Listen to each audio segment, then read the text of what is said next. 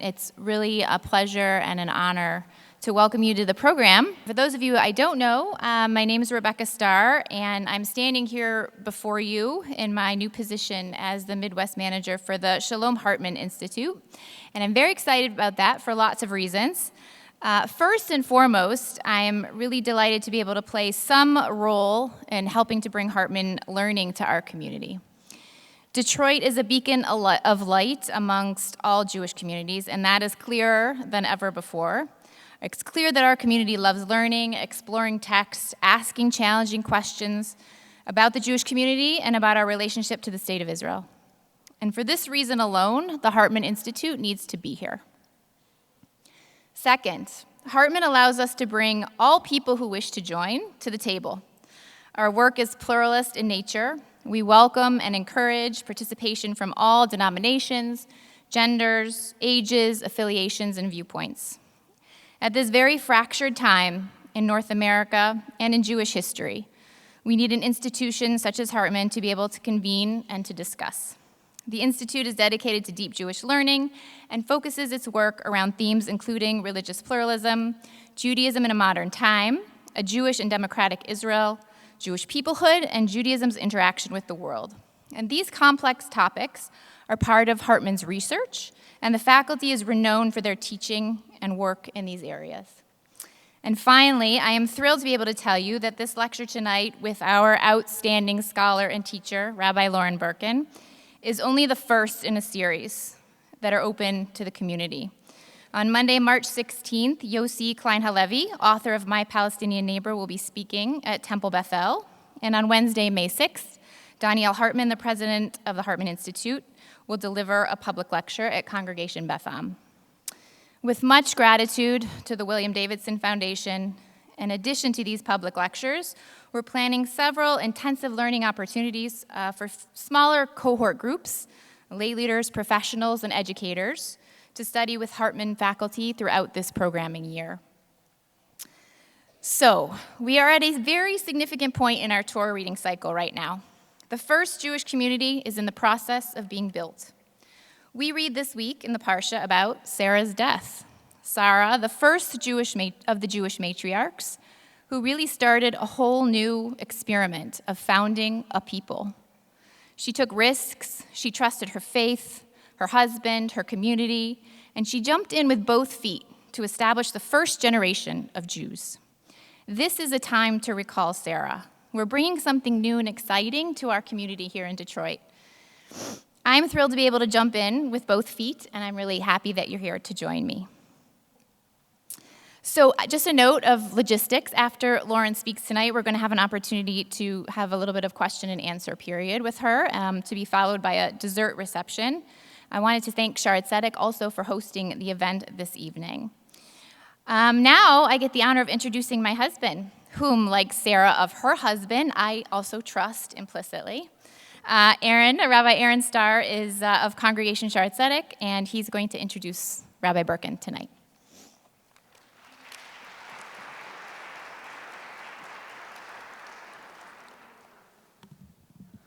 So from now on, Rebecca will be leading services every Shabbat morning. We'll fill the sanctuary. Everyone will sit close. It'll be wonderful. Good evening. On behalf of the officers, Board of Trustees, members, clergy, and staff of Congregation Shaarey Zedek, welcome to our sacred home. In our Torah portion this week, as you heard just a little bit about, Parshat Chayei Sarah, we meet a beautiful woman, kind, giving, humble, and faithful, who becomes a leader of the Jewish people. Her name, anyone want to guess? Rebecca. So too does such a woman now shepherd Detroit's connection to the Shalom Hartman Institute.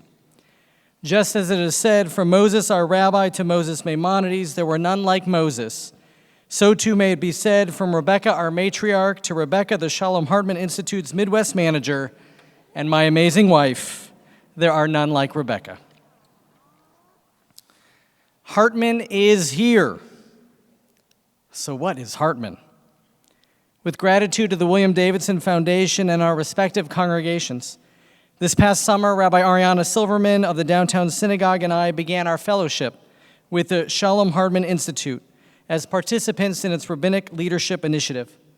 Over the course of 3 years, Rabbi Silverman and I will spend 17 weeks in Israel and hundreds of hours stateside with 26 other Orthodox, conservative, and Reform rabbis from North America and Israel engaged in the sacred work of the Shalom Hartman Institute.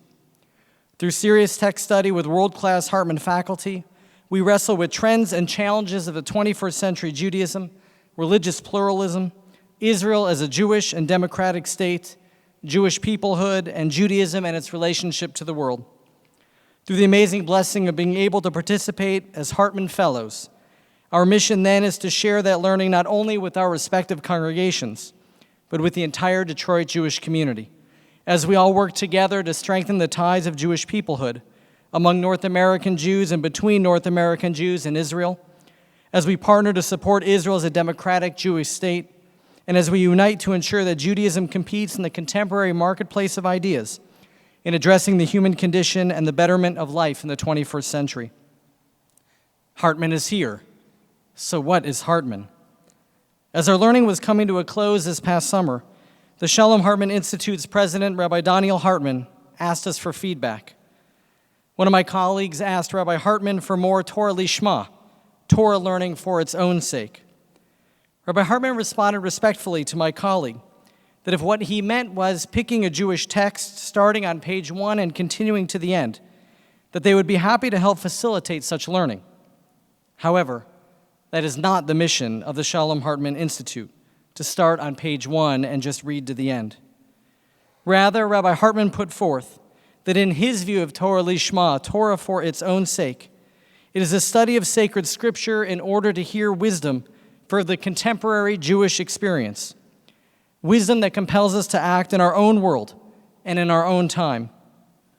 Indeed, this is Hartman Torah, always with a commitment to Jewish peoplehood and to pluralism, to ensure that Judaism is a compelling force for good in the 21st century. Moreover, Hartman's role is also to facilitate us having the difficult conversations that further this goal. Not just as a Shaarey Zedek rabbi, but as a Hartman Fellow, I am honored and blessed to share with you tonight and in the coming years in this learning and in these efforts. Hartman is here. So what is Hartman? To help us continue to answer that question, it is my honor and privilege to welcome back to Detroit Rabbi Lauren Berkun.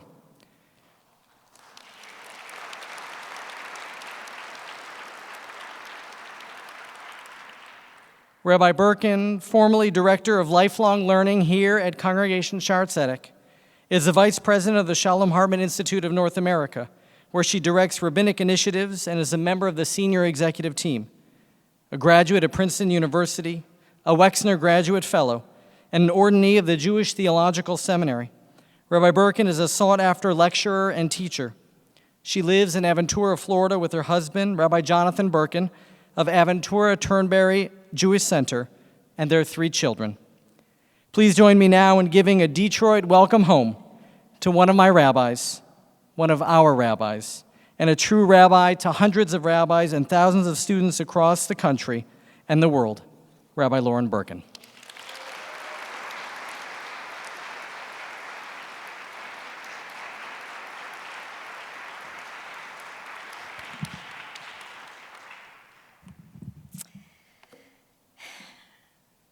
There was once a rabbinic couple who graduated from seminary in New York and set out in their gray Subaru to a land they did not know.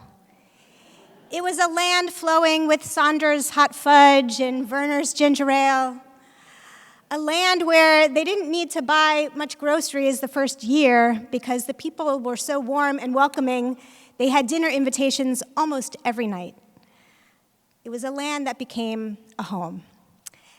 And as I stand in this sanctuary this evening, I'm filled with deep emotion because this sanctuary in this city feels like home.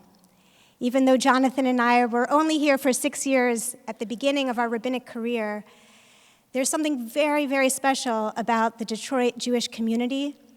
And you made this a home for me, but I know you made this a home for so many people that are fortunate and privileged to be part of this community. And I'm so excited now to be part of the Shalom Hartman Institute work in this community as we work with educators and leaders and thinkers as we try to address some of the challenges facing Judaism in the 21st century with you. So tonight, as I feel that I have come home, I want to talk about the stories that we tell about our homes. And I want to ask questions with you about how we can begin to tell new stories in this time, this unprecedented time in Jewish history, in which for the first time in thousands of years, we are a Jewish people who are not yearning to go towards a home, but we are a Jewish people who have arrived at home. But we've arrived at home in two places: a home of Jewish power and prosperity and flourishing, both in Israel and here in America. And the question is whether or not we can sustain a story of Jewish peoplehood, a story of one shared people but living in two separate homes.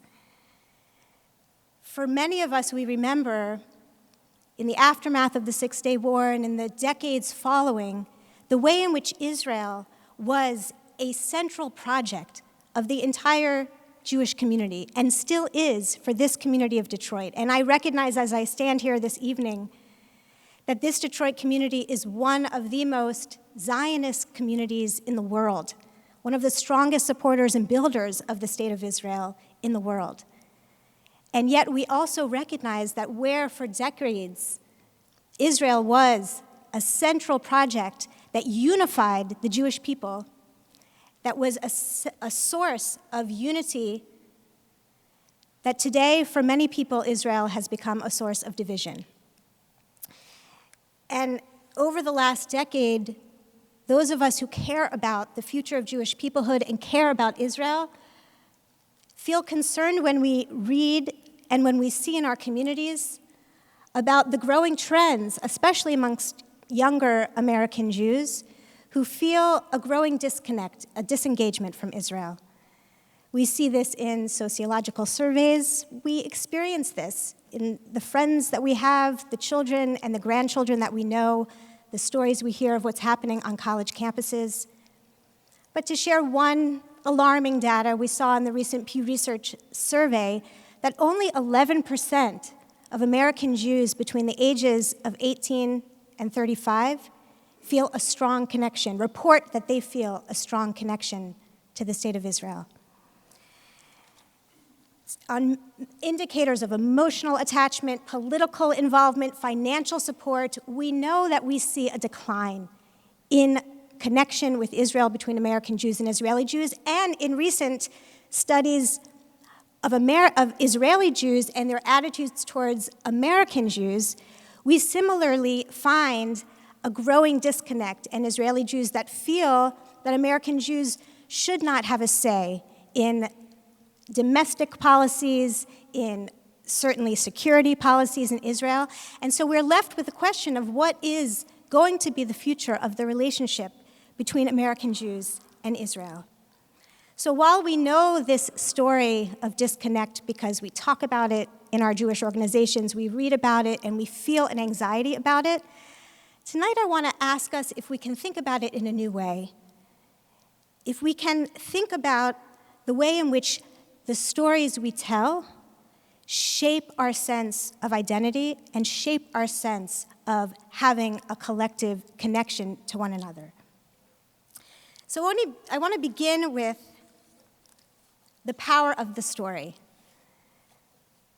We learned from an Israeli philosopher, Yuval Harari, that one of the greatest powers of the human species, which enabled humanity to control the world and to cooperate in mass large numbers, was the power of being able to tell stories.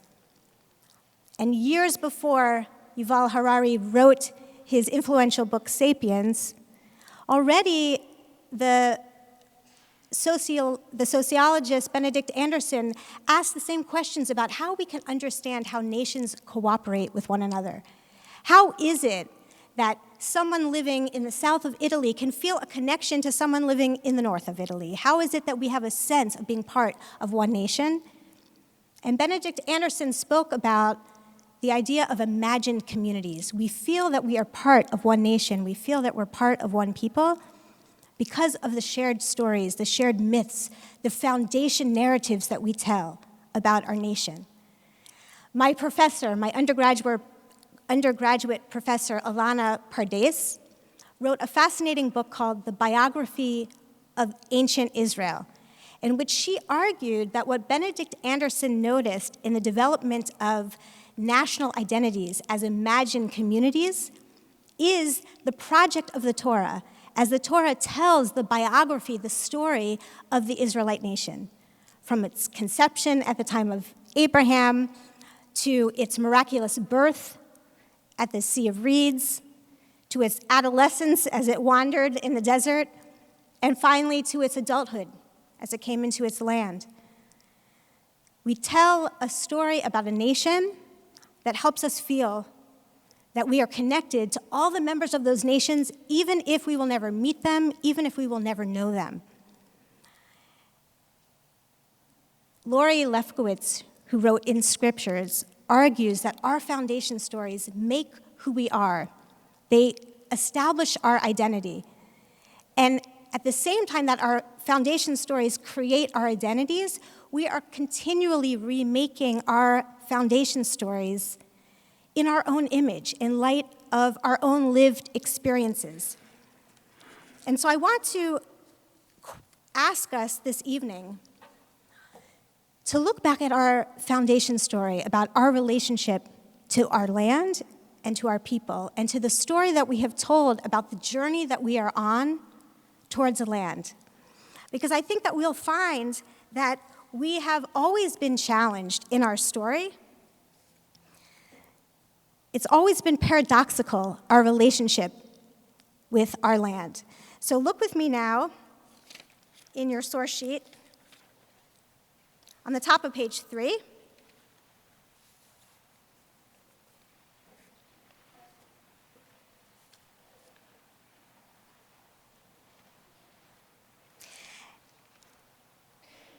And before we delve into that first foundation story, that story of the first Jew, of Abraham and his journey toward the land, I want to remind us of the power of telling stories and the way in which the rabbis of our tradition understood that our role as Jews, in particular our role as Jewish parents, is to be storytellers.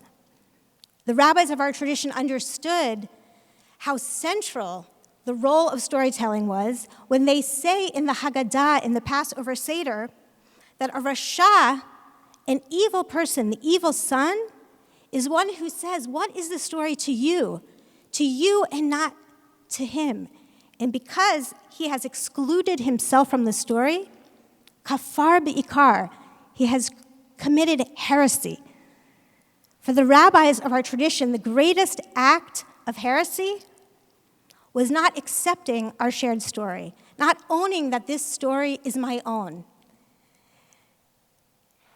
So when we ask, what is the shared story that the Jewish people have told about our relationship to the land, we see that it has always been fraught. It has always been paradoxical. In the story of Avram, the first Jew, we're familiar with the beginning of the story. Lech lecha, go forth. Go from your father's house to a land that I will show you. There I will make you a great nation, and I will bless you. We understand that foundation story of the Jewish people is a story of journeying towards a homeland. But we often forget to continue to read in the story and to see that actually, by verse 10, after Avram follows God's command and Avram sets forth and Avram goes to the land and he arrives in Canaan and he travels through the land and he gets to Bethel and he sets up an altar, then in verse 10, I'm now on page 4, it says, there was a famine in the land and Avram went down to Egypt to sojourn there, for the famine was severe in the land. Our very foundation story, which is a story of a people that is journeying towards a land, ends with Avram leaving the land. And in fact, when you think about much of our story is about departure. This past summer, there was a fascinating article about whether or not you are a takeoff or landing person on airplanes. And people were asking in this article whether you resonate with the experience of departure on an airplane or whether what excites you most is the experience of arriving and touching down. And I remember as I read this article feeling, well, I'm clearly a departure person. I love that feeling of taking off. But more than that, I remember thinking, this is the story of the Jewish people. The Jewish people are a departure people. We are a takeoff people. Even Avram in our very foundation story, the story that sets up the collective shared narrative that we will tell of who we are, a people journeying towards a land. Even in that foundation story, we end outside the land. And in the Torah itself, in the book of Deuteronomy, when it imagines that we will eventually come back and set up our own society in the land, there too, once we in the book of Deuteronomy come to our sovereign society and we bring the bounty of our first fruits to the temple and to the priests, and we offer up the first fruits, what we say and recite as our liturgy in that moment is my father was a wandering Aramaean. I, at my core, I am a wanderer. I am a journeyer. The Torah itself ends before we have entered into the land. The 5 books of Moshe end before we enter the land. And this story of the Jewish people continually wandering, is a story that raises the question of whether or not we know how to tell the story of arriving. Because for most of our history, for thousands of years, we yearned to arrive. And we harbored dreams of arrival. We harbored dreams of arrival because we knew about the dangers and the vulnerabilities of being a wandering people with a special destination. So all those years that we were wandering and that we were hoping for a home, we still had dreams that we would find a place where 2 things would be possible. We would find a place where we could be normal, and we would find a place where we could be exceptional. And these dual dreams that we harbored for all of those many years of our journey, they're encapsulated in the blessing curse of Bilam the prophet in the book of Numbers. The Moabite prophet that looks out at the Israelite nation and says, Hen am levadad yishkon. Behold, there is a nation that dwells apart. There is a nation that dwells alone. And we always wonder, is that a blessing or is that a curse? On the one hand, we experience it as a curse. There is a people that dwells apart because we will never be fully accepted. We will always be othered. We will always be vulnerable to those who will oppress us and will try to hurt us. And yet, we also experience Bilam's utterance as a blessing. Behold, there is a people who are seeking to be apart, to be separate, to be other, because we seek to be a light unto the nations. We seek to be a city on a hill, to be a special people, to be an exceptional people. And it is that observation of Bilam that becomes our yearning as a Jewish people, the dual yearning of being normal and also of being exceptional, that found expression in the 19th century in 2 ways. How is it that we will be normal, and how is it that we'll be exceptional? The first answer was emancipation. We will be normal by becoming equal citizens of the lands in which we live, by being welcomed, by being accepted, by being at home in our countries in which we have citizenship. And there we will be able to be exceptional because we will be able to bring our Jewish values, our moral teachings to the societies in which we live and to strive for justice and peace and equality and make an impact in the countries in which we are citizens. That was the model of emancipation. And that dream of becoming normal and becoming exceptional took another form in the 19th century, and that form was Zionism. How is it that we will be normal? We will be normal by establishing a state like all other nations, by having our own land that we can defend, by having our own army, by being able to control our own destiny. And there, in our own land, we will be able to be exceptional because we will be able to actualize Jewish values in the public square. And those two dreams of the 19th century, in many ways, were fulfilled in the 20th century. They were fulfilled in the second half of the 20th century with the establishment of the State of Israel, and they were fulfilled in the experience of American Judaism, in which American Jews have lived in acceptance and in belonging, in prosperity and in flourishing in American society, unlike any other place in our 4,000-year history. So we find ourselves now in the unprecedented challenge, a people who, since the time of Avram, have told as our foundation story the story of wandering towards a land, but never quite arriving. The story of wandering towards a place and often having to leave. The story of yearning for acceptance and normalcy, and yearning for a place where we could achieve our exceptionalism.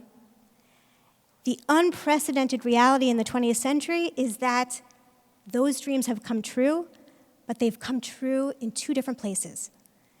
And the question I want to ask tonight is, how do we understand our story of Jewish peoplehood as a people who have arrived home, but arrived in two different homes? So I want to begin by saying that this challenge that we are seeing in the 21st century, in the year 2019, this growing concern that we have about the disengagement and the disconnect between American Judaism and Israel, and the question of how two different societies with one people living in two places can function, it's not a new challenge completely. It's a challenge that has existed since the beginning of the state, and we saw in exchanges between Ben-Gurion and Jacob Blaustein, who was essentially the head of American Judaism in the 1950s, the president of the AJC, very tense and interesting exchanges about what is going to be the relationship between American Jewry and Israel. Now that Jews have finally come home, we have finally answered the dreams of millennia to have our own nation in our own land, the narrative of Israel, that Israel is the final redemption to redeem all the Jews that have been in exile, to finally come out of the vulnerability and the insecurity and the victimhood of exile and to come home in Israel, how would that narrative work with an American Judaism that felt fully at home and safe and belonging in America? So already Blaustein, and here you can read the fascinating and what you can imagine was a sometimes tense exchange between Blaustein and Ben-Gurion back in the 1950s, where Blaustein says, I'm on the top of page 6, there are a few unthinking Jewish nationalists who appear to want to assign to Israel the role of ingathering Jews from all over the world, and the false belief that Jewish life outside of Israel, in exile as they put it, is without spiritual value, cultural significance, or hope of personal or group security. We reject that language that we are in exile. We American Jews are at home in America, says Blaustein back in the 1950s. We want no alternative. This is our home. And so already in the 1950s, there was a negotiation in the way in which Ben-Gurion would understand that American Jews were not all going to make Aliyah to Israel, but that they could still be part of the shared project of building the state of Israel, American Jews living in their home, and Israel living in their home. Already one people in two homes. But if you fast forward almost more than 50 years, we see that tension that began with the founding of the state, that tension continues to be expressed and continues to often lead to tensions between Israeli Jews and American Jews. And perhaps the most colorful expression of that tension it took place in 2006 when Aleph Bet Yehoshua was giving a speech at the centennial celebration of AJC. And in this infamous speech, it's often called the Aleph Bet Yehoshua controversy, Aleph Bet Yehoshua addressed a sea of American Jews celebrating the 100th centennial of the American Jewish Committee and made an emotional plea for the negation of the diaspora and said, "You Jews in America are playing with Judaism. It's not a total Judaism. You're living a partial Judaism. And if the diaspora will not exist in 100 years, says Aleph Bet Yehoshua, I won't cry. Because for me, according to Aleph Bet Yehoshua, you can only live a full and total Jewish life in Israel." There was an uproar, there was an outcry, a lot of hurt feelings and offended people, and so Aleph Bet Yehoshua had to issue an apology, and what you have in your source packet on page 13 is actually the apology for the offensive speech. And in the apology, what Aleph Bet Yehoshua says is that, "I'm so sorry, I didn't mean to be so blunt. I was just explaining that for me, Jewish values are not just like in a fancy spice box that you take out on occasion like you American Jews. Jewish values are about living a total Jewish life, and as long as we can just agree that Israel is whole and American Jewry is partial, then we can get along, no problem." So as you can imagine, that apology was not so well received, but what's really fascinating is that if you fast forward just a few years to 2013, when Aleph Bet Yehoshua was addressing a group of young American Jews that were at a Jerusalem symposium of the Avi Schaefer Fund, where they were talking about the significance of Israel as a Jewish state, and Aleph Bet Yehoshua said to this group of young, active, engaged Jews, he said, "I'm happy to see so many American Jews. I hope you all become Israelis and don't return to America." And he went on to say the same narrative that he has argued for decades, that American Jewry is partial and everything in America is American, and you can only be Jewish in Israel. And what was most interesting in that instance is that his remarks were met with a collective shrug. There wasn't an outrage. There wasn't a furor over his remarks, and many of the observers remarked that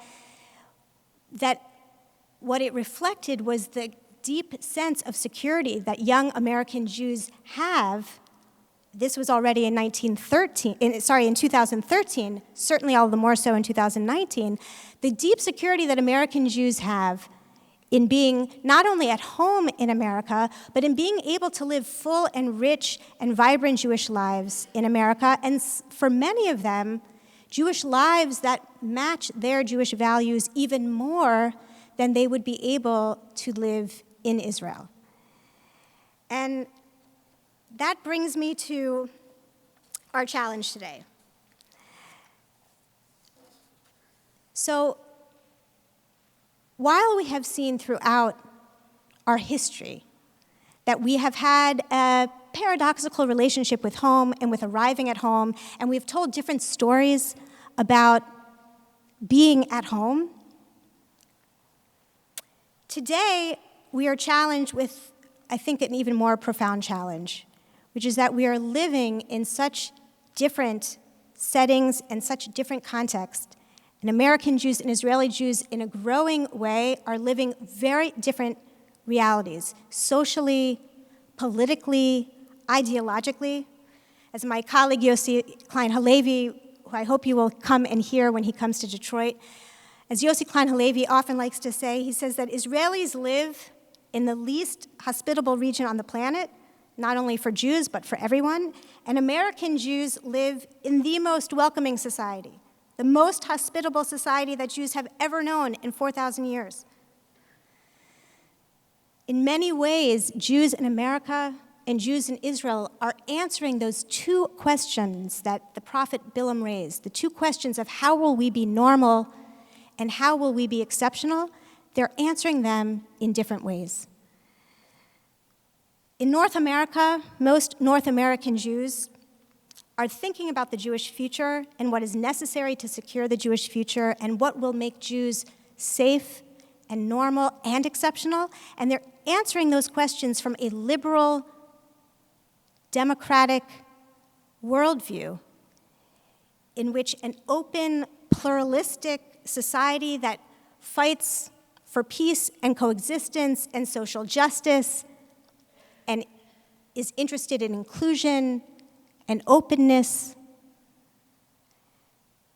that for those American Jews, more and more Israel doesn't feel like a place for them that is a place where they see the future of the Jewish people finding that safety and that security through those values and through the greatest expression of the way many American Jews understand exceptionalism in pluralism, in egalitarianism, and more.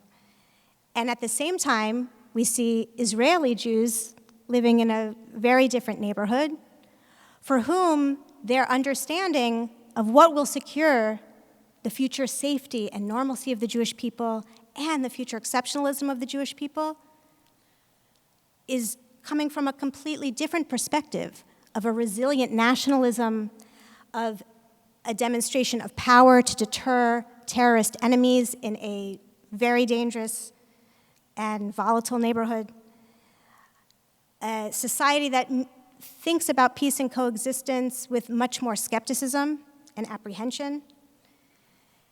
And we see in a recent, for all of those surveys that we have all been reading about the growing disengagement of younger American Jews feeling less and less connected to Israel, we see in recent surveys of Israelis in their feelings about American Jews some similarly concerning statistics about a disconnect. One recent survey in 2017 shows that a large majority of Israelis do not think that American Jews should have a voice in Israeli policies related to religious pluralism, to the Kotel, to conversion policy, and an even larger majority of Israeli Jews don't think that American Jews should have a say in Israeli policies certainly related to the settlements or peace negotiations with Palestinians or treatment of Arab Israelis. And we also see in those same surveys that a large plurality of Israelis believe that in 10 or 20 years, most non-Orthodox American Jews will intermarry and assimilate. So when we think about the different environments in which Israeli and American Jews are living and the different perspectives that both Israeli Jews and American Jews have about what it will take for Jews to be normal and Jews to be exceptional, we recognize that we have a challenge. We have a challenge in how we're going to tell a story, a shared collective story, a story that will create a sense of collective identity, that will help us feel connected to Jews across the globe that we will never meet. That's the power of telling a story. And we find ourselves, I think, in what we might call an imaginative gridlock. We're stuck in old conceptual models. We're stuck in continually trying to find new answers to old questions. We continually fall back on the strategy of if only we had stronger American Jewish education around Israel, if only our education was better and we had better teachers that would teach a love for Israel, American Jews and Israeli Jews would be connected. Or another version of this gridlock, this imaginative gridlock, says if only Israel would change its policies so that American Jews could be proud to support Israel, if only Israel would build a beautiful egalitarian platform at the Kotel, or if only Israel would resolve the conflict with Palestinians, then we would have a clear, close connection between Israeli Jews and American Jews. But I think we are living in an age of a major adaptive challenge facing us. We are going into uncharted territory as a Jewish people because for the first time in thousands of years, we're actually at home, deeply at home, in two different places. And what we are trying to do in Detroit, in our programs with the Shalom Hartman Institute, is to bring adaptive leadership to the questions facing the Jewish people. And rather than continually trying, if only we could try harder and harder to find solutions to our old questions, what the Shalom Hartman Institute wants to do is to ask new questions with you, to say, what are those questions that now face us as a Jewish people that are living deeply at home in two homes? What are the questions about how we can understand nationalism, how we can understand our relationship to universalism and particularism, how we can understand the forces of anti-Semitism and the paradoxical ways in which even anti-Semitism is sometimes dividing the Jewish people in the way in which we respond to it, in the way in which we interpret it. How do we understand identity politics, both in Israel and America, and the ways in which that will shape how we can form one story for one people? So we're facing an adaptive challenge, and we have done this many times as a Jewish people. Many times throughout our history, we have been forced to ask new questions and to tell new stories. And so I just want to end by returning us to the Haggadah, to the central act that the rabbis defined as the essence, the ikar of what it meant to be part of the Jewish people. At the Passover Seder, the greatest tool that the rabbis created for a shared sense of Jewish collective identity, we tell stories. But we don't tell the stories the same way every year. And each one of us, in our role as Jewish parents, tell the story in a way that our own children can hear. And the question is whether, when we think about the future of the relationship between Israel and world Jewry and American Jews and Israeli Jews, if we can similarly engage in a process of being open to multiple stories, of hearing new stories. Because the danger I fear is that if we're not open to creating new stories, if we're not open to hearing multiple stories, that one day soon our children will be sitting at our table and will be saying to us, as we share our own passion and our love for Israel and our hope that they will feel a deep connection to Israel, they'll turn to us and say, what is this story to you? To you and not to them. Thank you. I'll open it now I'd love to hear your thoughts, your questions.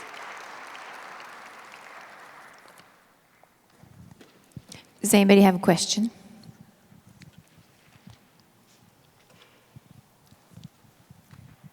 It's really not a question, just a comment. Please. Grew up in Israel. Have left Israel in '78. So I've lived in North America for a number of years, and about a year ago, AJC that you mentioned had like a big event, some kind of, I forget the number of years, anniversary. And I'm involved in a little video project, so we interviewed at that occasion a number of young Jewish activists who are involved at AJC. And it was shocking to me as an Israeli to hear these American-born, several generations here, talking about their anxiety, about their safety in the US, about making sure that their passports are current. Yeah. Talking among, these are people in their 20s. We're talking graduate, maybe 28, 26, graduated college. And I think one of the big divides in terms of maybe life education, Israel, because of the necessity of life there, Yeah. educate kids from very young age that the safety of the country, the good of the country, is more important at times than your own needs. And this is something that I think is so monumental in the way both communities of Jews in Israel and America see life. Thank you for that comment. So it sparks a lot of thoughts in my mind. Two that I'd like to share. So you're raising the question of Israel as a refuge, as a place of safety and security. And on the one hand, one of the things I was hoping to express this evening is that that narrative of the diaspora as a place of vulnerability and danger and exile, and Israel as the safe haven and the refuge and the redemption and the geula, that narrative is not a narrative that resonates with many young American Jews who actually feel that America is their home, and when they think about Israel, they think about terrorism, they think about bombs. When you ask their parents, where can my child go for a summer program, their parent may often send them more readily to an outward bound trip to Colorado than to Israel, which is not seen as the place of safety and security. So that's one challenge that we face, is that for many American Jews, that narrative of support Israel because you're actually in danger and you need Israel as your safe haven is not a compelling narrative. And it's a crisis-based narrative. So if we want to build a passionate relationship between American Jews and Israel that's based on a sense of mission and purpose and the significance of Israel as central to my identity as my homeland, the tactic of saying, well, actually, you think you're safe in America, but you're actually not safe. Jews always thought they were safe, but look what has happened to Jews in history. You're actually endangered. This is something I tell you that it keeps me up at night. I know that many of you know my personal relationship with the Tree of Life in Pittsburgh. And for those who don't know my personal relationship, my father-in-law, Rabbi Alvin Berkun, is the Rabbi Emeritus of the Tree of Life in Pittsburgh. My husband, Rabbi Jonathan Birkin, grew up, had his bar mitzvah at the Tree of Life in Pittsburgh. And the morning of the shooting in Pittsburgh, my father-in-law, who sat every Shabbat in that last row with those members as the Rabbi Emeritus for 35 years, didn't go to synagogue that day because my mother-in-law was not feeling well. And all of those congregants that sat with him in that last row every Shabbat were killed. And my husband and my father-in-law had to officiate at those 7 funerals. And my children, this is what keeps me up at night as a parent. And when I think about my role as a Jewish parent, as the storyteller, as the person that's going to sit, and what is the Haggadah, what is the telling that I want my children to hear about the meaning of Jewish peoplehood and their place in the world. And I see the way in which this event is shaping the story that they are learning about what it means to be Jewish, and it terrifies me. But what it doesn't make me want to do as a rabbi or a Jewish educator is to fuel that and to say, see, we're not safe here. See, this is just like Germany in the 1930s. This is why we need to support Israel. That's not the narrative. That's not the story that I want my children to hear, because for 2 reasons. One is because I don't think it's true. I do think there's something exceptional about the American Jewish experience. I do think that we are profoundly at home in America in a way that we have never been in the thousands of years of our history, and that there is something unique about the American Jewish experience and something that should be embraced and celebrated and not denied. So that's one reason. But the other reason is because I don't want my children's love of Israel to be based on a feeling of fear and insecurity. I want their love of Israel to be based on a feeling that I'm part of a Jewish people that has a shared project. And even though my home is in America, my homeland is in Israel. And what it means to have a homeland is that I have a place where, as a Jewish people, we can actualize our Jewish values. We can create a model society where we can teach the world what it means to create a society of justice and a society of peace, which includes being able to defend ourselves. It includes being able to create the strongest army and the most moral army. Safety and security is a big part of the values narrative of the State of Israel, but it's not the only part. And I want my children to be in love with Israel, not because they're afraid that if they go to synagogue on Shabbat in Miami, that someone will shoot them.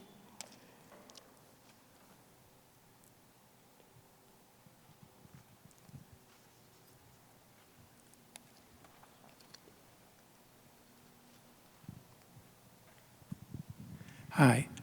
I guess I grew up in the 50s, 60s, 70s, 80s, and I always saw that the attitude toward the people in the United States was very positive towards Israel.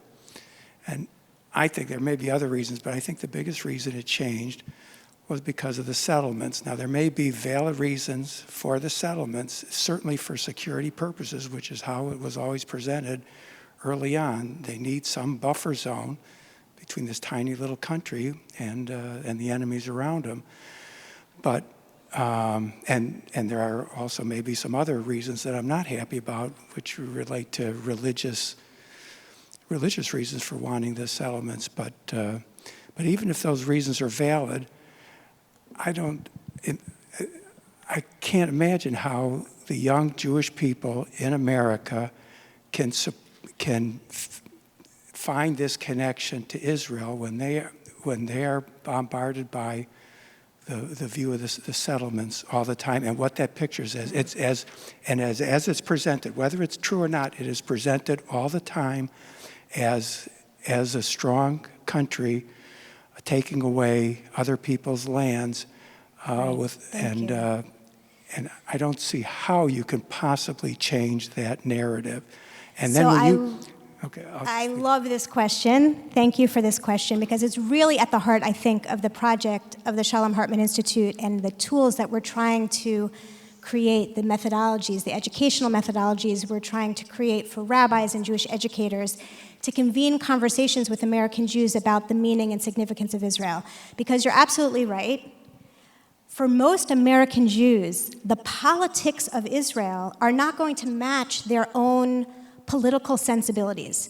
I was recently reading, based on the 2017 surveys of Israeli Jews and American Jews, about how we can think of American Jewry as a blue state and Israeli Jewry as a red state in many ways. 92% of Israelis identify as center or right of center in their political ideology, and I think it was 78% of American Jews identify as center or left of center in their political ideologies. And in a society, particularly in America, which has become so polarized and so partisan, in which the greatest indicator for your ideological position is your partisan identity, more than your gender, more than your religion, more than your race, your partisan identity. So we have become this polarized society in which our partisan identities, more often than not, dictate our opinions and beliefs. And if that's the case, all the more so we have a challenge in creating a strong sense of connection between American Jews and Israeli Jews, because so many young American Jews associate Israel as a political issue. When they think about Israel, they think about the conflict, or they think about settlements. So how are we going to possibly bridge that gap? We, as a group of American Jews sitting in Southfield, Michigan, are not going to dictate the settlement policies of the Israeli government.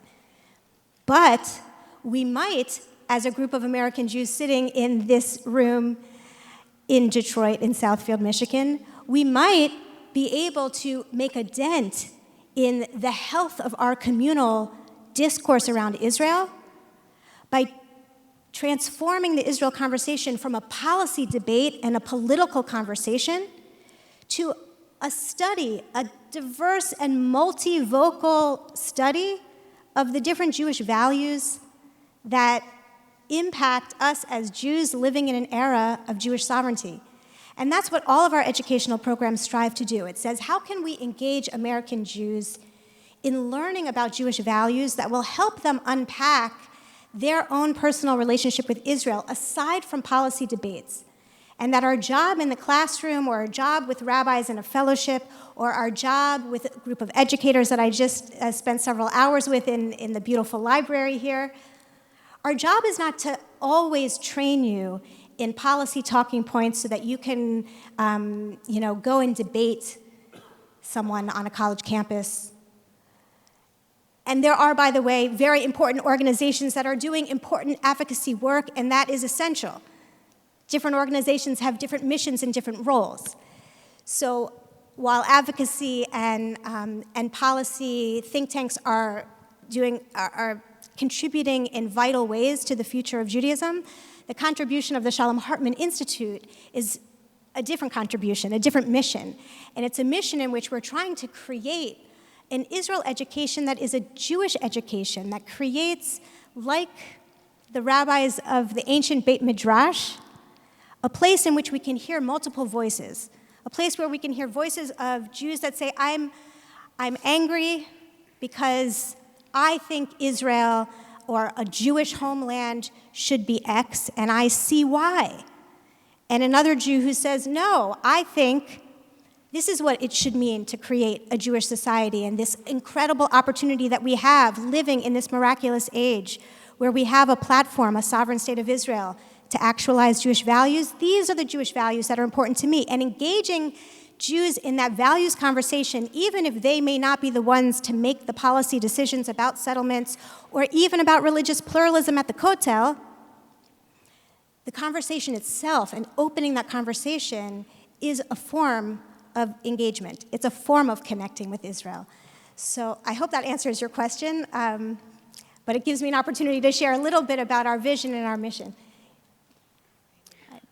Thank you very much. I am thrilled that you came to share with us all of this with us, and I think Hartman is asking the $64,000 question. I think we need to ask new questions. I do have a question, though. And I'm afraid it may be an old question, but as I'm listening to you and identifying and relating to everything you say, thinking it's all such an accurate picture to me, and thinking how I, as a parent, wanted to instill this in my kids and sent them to Israel, and I'm a big supporter of the Birthright program.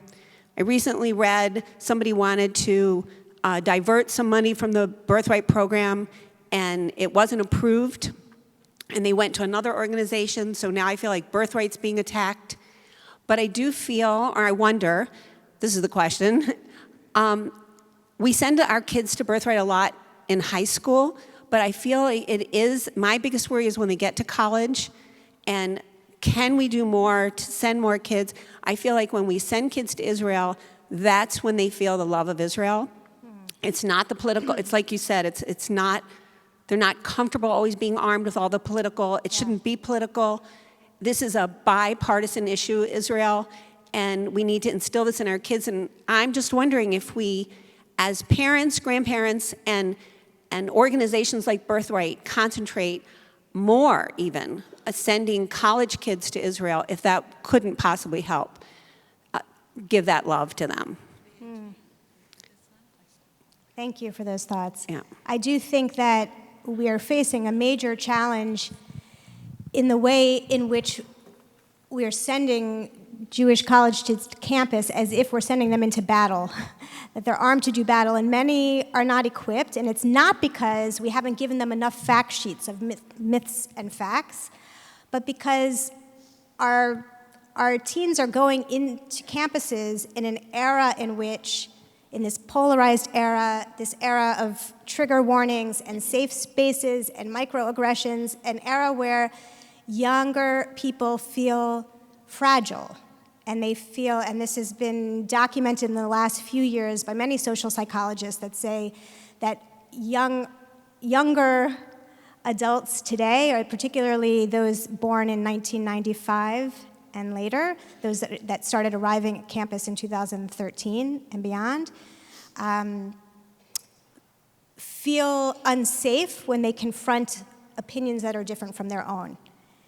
And as a result of that, what's called safetyism, of creating a feeling in which young adults are not equipped to hear different voices and to be able to handle disagreement, there is kind of a vicious feedback cycle. The more that young adults are siloed in spaces where they only hear opinions that they agree with, the more they're not equipped. And so when it comes to Israel, for those that don't have vast experience, haven't spent vast amount of times in Israel, haven't had an extensive Israel education, and then we send them to a college campus and we say, now go into these scary spaces where people will yell and where there will be a lot of conflict, and hold your own there. It shouldn't be a surprise that students will avoid that. And that's where we see the disengagement. We often think as a Jewish community that what we need to focus on and spend all of our resources on are those 2% of loud anti-Zionist voices. But when we think about it, the greater challenge we're facing is maybe the 80 to 90% of those Jews in the middle that are simply disengaging because it's too frightening. And they're not equipped emotionally, psychologically to confront conflict, and Israel is associated with conflict. And that's why I applaud your recommendation that the more experience that our young people have, or Jews in general, the more experience people have in Israel and with Israelis, the more they will feel a connection. But in addition to trips to Israel, experiences in Israel, encounters with Israelis, I want to suggest that there's also another way in which we can better equip American Jews and young adult American Jews to feel a connection to Israel, and that is to create educational experiences where the conversation is not only about the conflict and not only about policy and politics, but it's a deeper conversation where they have had time to unpack and to excavate the Jewish tradition, Jewish sources, Jewish ideas, and Jewish values, and to really think about how could this be related to my life, even if I'm deeply at home in America, even if I'm always going to stay in this home, and I don't want to be made to feel inferior, that I'm in exile and that I'm a partial Jew and that really what I should be yearning to do is to make Aliyah. No, how can I, as a proud American Jew, deeply at home, also add to my rich, layered Jewish identity a connection to Israel? And it's a process that takes time, and it takes an investment of education, but I believe that in addition to physical trips and experiences in Israel can be part of the solution to this challenge. I think we have time for one more. I'm sorry, I hope I'm not answering too long. Two more? Whatever. Rebecca's the boss.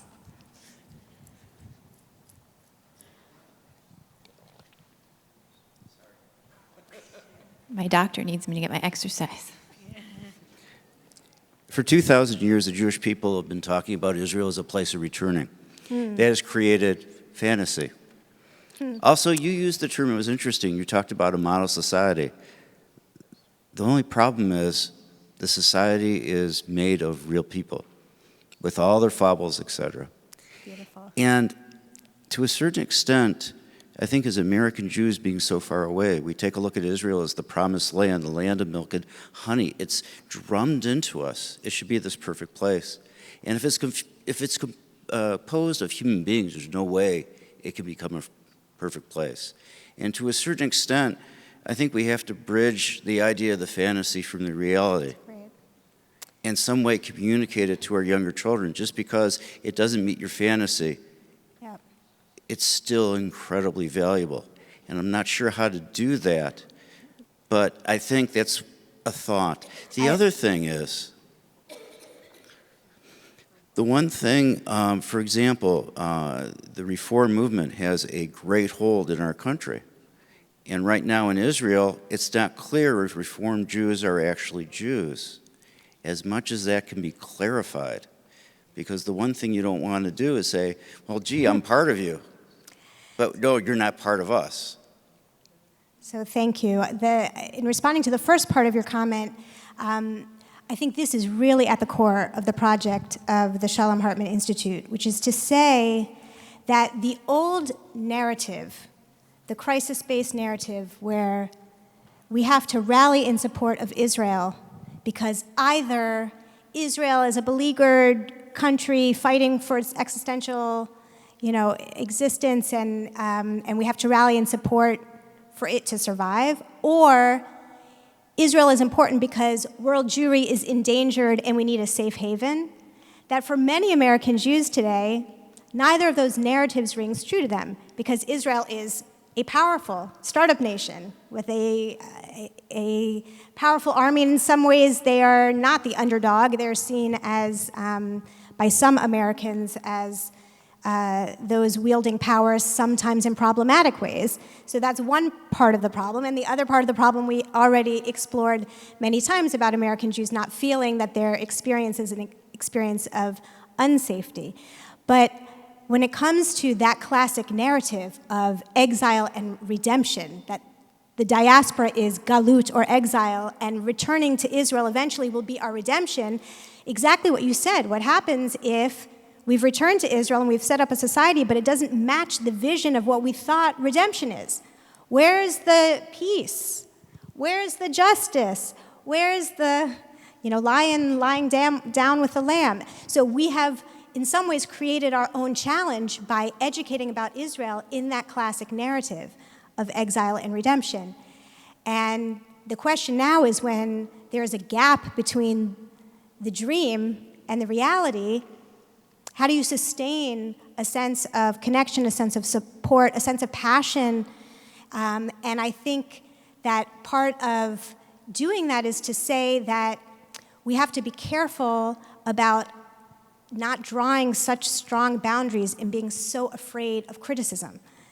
And that's been, I think, part of our challenge as we face this uncharted territory. We have a lot of anxiety as Jewish leaders, as engaged American Jews that are deeply connected to Israel. We feel a lot of anxiety about this disengagement and this disconnection, and that anxiety leads to a lot of setting of boundaries and litmus tests for loyalty. And the more that we tell young American Jews, you can't voice your criticism of Israel because that's an act of disloyalty, or that form of criticism is anti-Israel, the less we're empowering our young people to be able to engage with that gap between the dream and the reality. And that's part of being in a shared project. That's part of saying, how can we find a shared story for one people living in two places where neither place is perfect? Neither place is perfectly normal, and neither place is perfectly exceptional. And how are we going to be able to wrestle together with that gap between our dreams and our reality? So I appreciate that question very much. You want one more? Last question. Last question.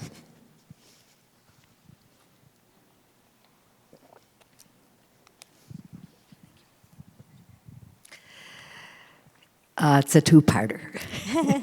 Do you think that the historical time that we're living in has any parallels to the time after the destruction of the Second Temple, when we had a majority of Jews in Babylonia and yet a vibrant Jewish community in the Galilee?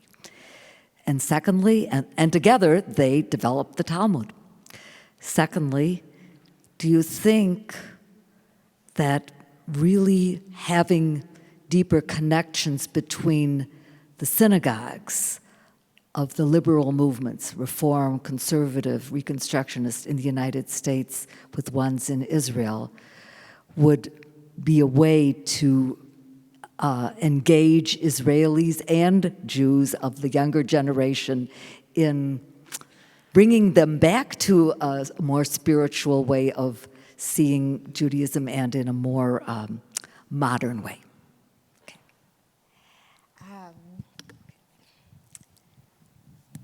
So the first thing I would say is, Ein chadash tachat hashemesh, there's nothing new under the sun.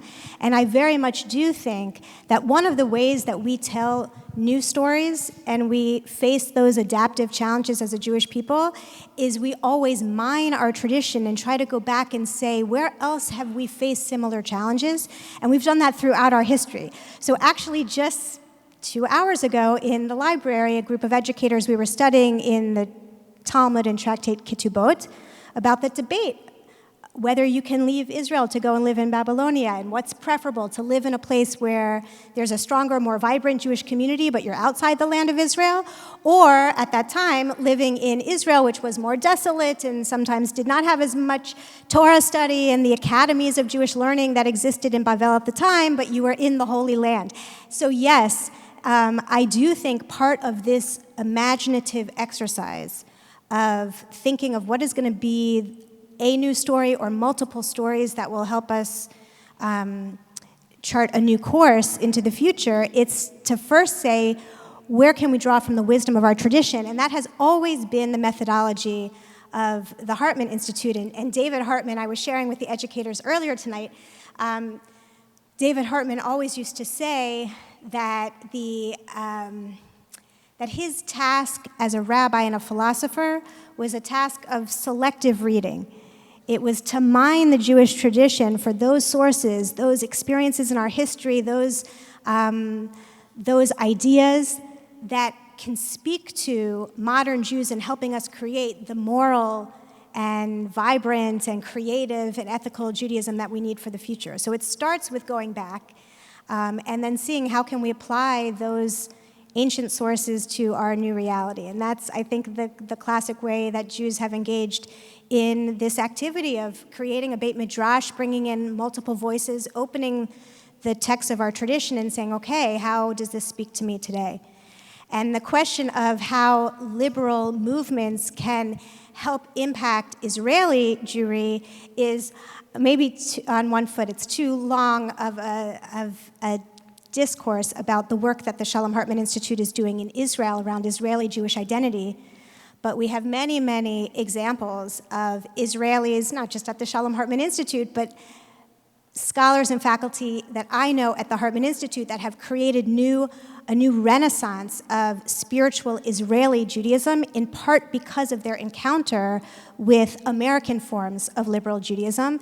And that's one beautiful example of the way in which we can create one shared story where we have one people living in two different homes, which is that we can learn from each other. Israeli Jews can learn from a Judaism that grew out of this soil of liberal American, democratic, pluralistic, egalitarian, individualistic society. And American Jews can learn from the wisdom of an Israeli society that has had to create a state and learn how to run a healthcare system and an army and an educational system, and it's learned how to defend borders and create immigration policies. We have much to learn from each other, and I hope that we continue this dialogue as this community continues to learn from future Hartman scholars that will come and visit you. I feel very much at home here, and it's been wonderful to see so many familiar faces. I hope I'll have a chance to speak with all of you in the reception and to hug you all and hear your stories and how your families are doing. And thank you for listening tonight.